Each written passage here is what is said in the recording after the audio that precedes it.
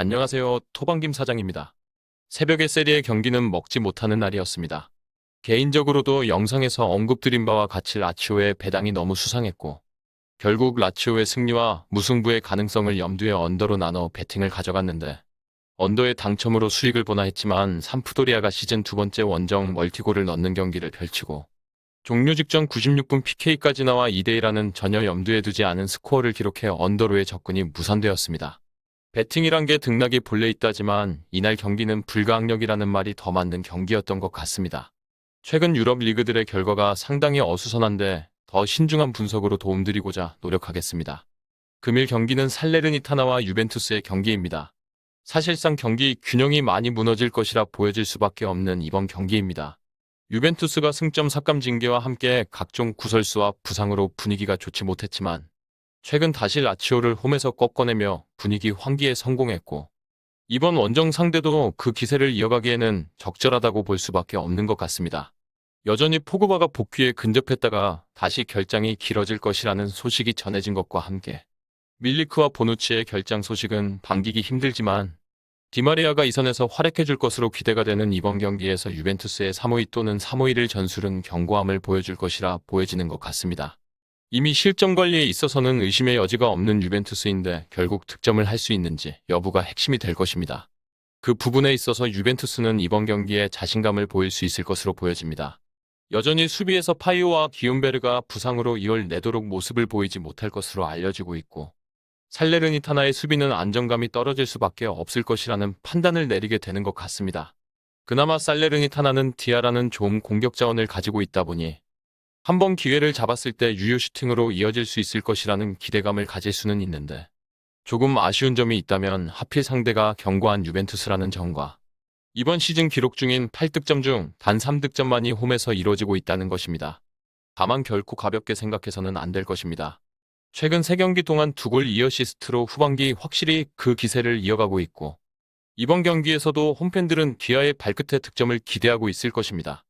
반면 유벤투스가 모이스캔과 블라우비치 사이에서 톱 운영의 선택을 내려야 할 것이고 개인적으로는 캔보다는 블라우비치를 꺼내들면서 나올 가능성이 높아 보이는데 오히려 키에서와 디마리아 사이에서 선택지가 더 유동적이라 보여지는 것 같습니다.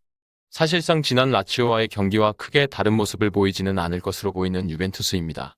즉 득점력을 압도할 것이라 보기에는 스타일부터 이번 시즌 수비에 치중되어 있는데 그나마 승점 15점 삭감으로 어중간한 포지션에 있다면 로테이션이 많이 이뤄졌을 수 있지만 현재 방심하다가는 강등권까지 떨어질 수 있다 보니 목표를 승점 40점을 잡고 전력을 다해 세리에에 살아남기 위한 여정을 펼치는 유벤투스라는 점은 베팅하는 입장에 다행이라 볼 수 있습니다.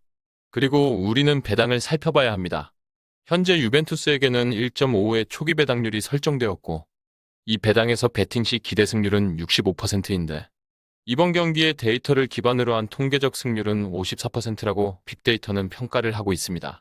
의외로 무승부의 가능성을 배당 대비 5%가량 높은 수준으로 평가를 하고 있는데 실제 유벤투스가 원정에서 9경기를 치르며 4승 2무 3패의 성적을 보이지만 4승 2무라는 승점을 얻는 과정에서 기록한 득점이 단 6득점 뿐이었다는 것입니다.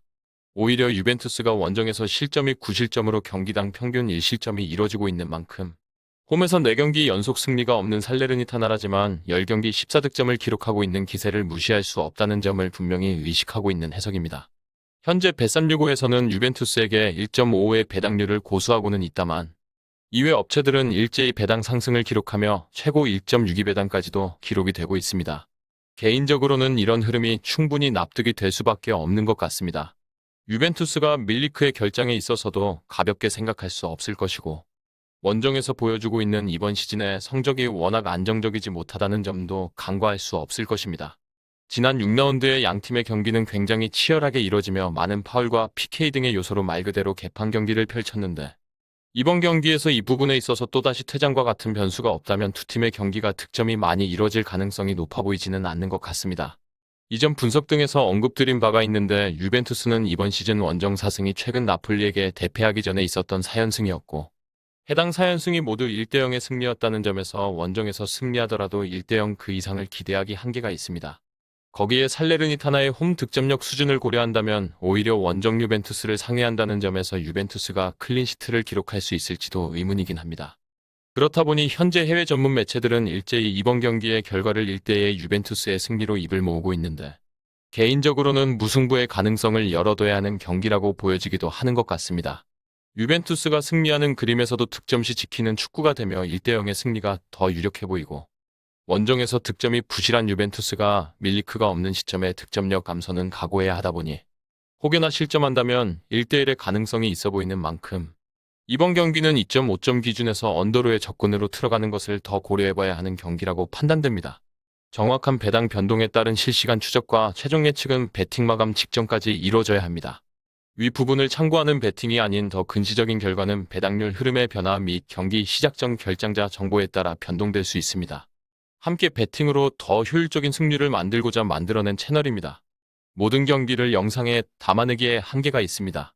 이외 다른 경기들의 정보와 결과 예측 및 더 많은 도움이 필요하시다면 분석방으로 언제든지 연락주세요.